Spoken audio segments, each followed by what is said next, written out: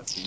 Yeah. I mean, listen, when you compare Miami now to Miami back in April, it's two different teams, right? It's obviously the summer additions that they brought in clearly have made them a better team. And so when you look at the run that they've been on from the League's Cup to even last week against Kansas City, they're obviously on a good run.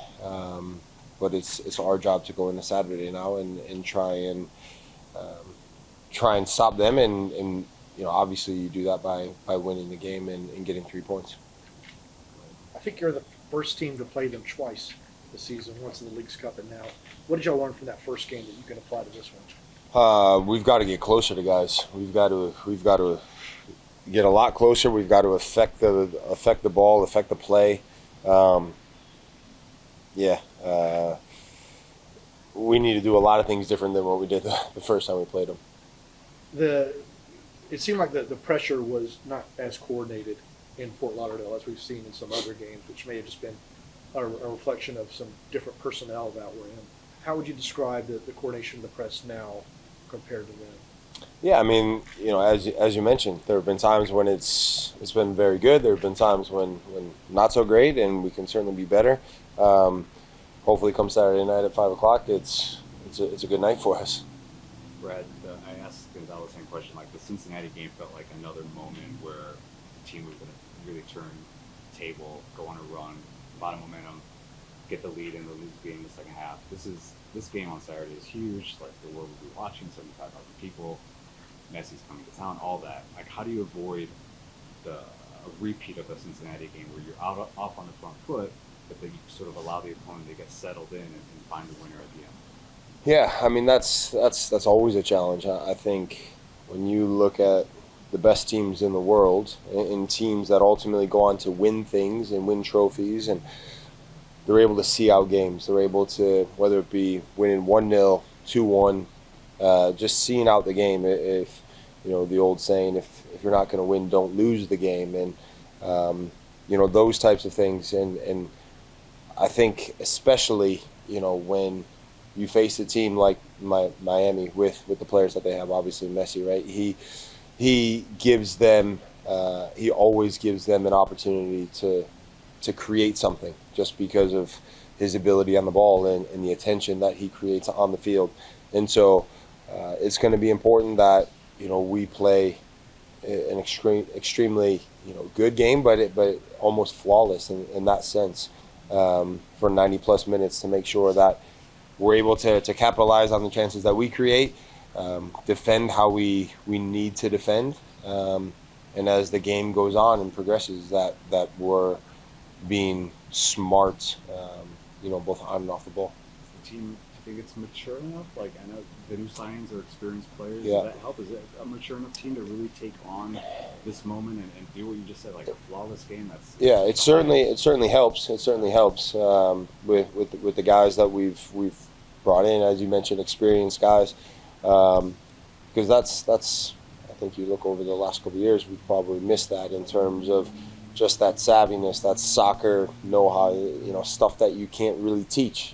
Guys just have it, and we've missed that. And so, I think we've shown glimpses of that.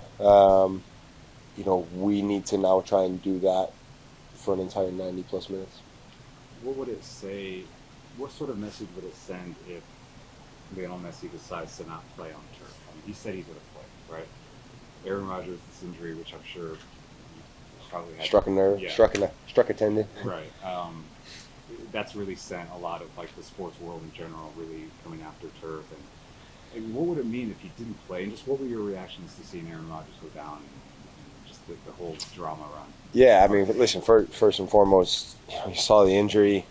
You see him get up, you see him sit back down, and you knew kind of right then that it was probably that. But obviously, not knowing, but then obviously the confirmation the day later, you're devastated for him. Obviously being a senior player myself, him being a senior player, the thing that struck me was how calm he was on the field in that moment, because in that moment he knew but nobody else knew, and he kept it in check. And so fair play to him. Obviously, you don't want any athlete to suffer a serious injury like that. So hopefully he's able to bounce back and come back from it. I'm sure he will. And then the other side of it, what was it? If Messi doesn't play? Yeah, if he decides to not play because specifically on turf, even though he said he's comfortable doing it, like does that send a message to higher ups that like maybe this is not the best way? I don't know. I think if he doesn't play, it's probably better for us. So that's not my concern. My concern is to try and win the game, and I think when we go into this game, it's going to take everything. Like I said, right? Soccer-wise, the mentality, the physicality, it's going to take everything. And our job is to go out and give everything we have for this shirt to make sure that after 90-plus minutes, we walk out of that stadium with or hopefully with 3 points. But if it comes that it's not to be, that we've given everything, that we got close to guys, we closed guys down. They were ultimately the better team of the night. And so we need to make sure that we're willing to sacrifice and give everything, because when we played them the first time, we weren't there. We've spoken maturity, the eyes on this game, with the acquisition that was brought in, some maturity help with expectations and just the environment that this Saturday will be. Yeah, for sure. Obviously, as you mentioned, it's a big crowd. We know what the Benz is like when it's really rocking, and we fully expect that on Saturday. And when that is like that, and there's moments in the game when things aren't going your way, because there will be times in a game like that. That's to be expected. You need guys on the field, especially in the middle of the pitch. You need guys being able to really get hold of the game and settle things down. And I think, as we know, we've been able to show that, but we need to be able to do that for longer stretches and make sure we don't allow the game to get away from us, and keep it how we want to see the game play out. Ready to on a little bit, and I know they haven't been here long, but the new signings, how have they impacted things on a day-to-day basis, as far as the locker room, as far as preparation, and how much does it help to have a little more experience in that regard? Yeah, as I mentioned, it's the experience part is huge. That part's been really good. Obviously, it helps when you bring good guys in, and they're all good guys, and they're guys that are willing to work. They're guys that are, willing to come into a new league, a new environment, a new team, and give everything they have, and be open to the different nuances of Major League Soccer, but at the same time, still stay true to themselves. And so that part's been really good. So yeah, we're excited. They're on our side. You'll face Joseph again, but are you excited to just see him? Maybe meet with him and Tata as well. Like these Yeah. guys that you guys are close to. Yeah, obviously I saw him when we were down there. I talked to Joe, I wouldn't say regularly, but I talked to him quite a bit. More so on the fatherhood side of things, checking in how the baby's doing and all that. So, it'll be good to see those guys. Went and saw Tata and all of his staff after the game as well. It was good to see them, and I've seen him a few times since before we played him the first time. But I'm sure I'll be able to say hello. But like I said, when we go into that game at kickoff, it has to be business, and as I know it'll be for them. Just knowing how they are as competitors, it will certainly be business for them, and it has to be the same on our side. We have to go in willing to give everything. Do you see Tata's handprint on this team? Like, especially the Sporting Kansas City game, I think it's an interesting game to look at.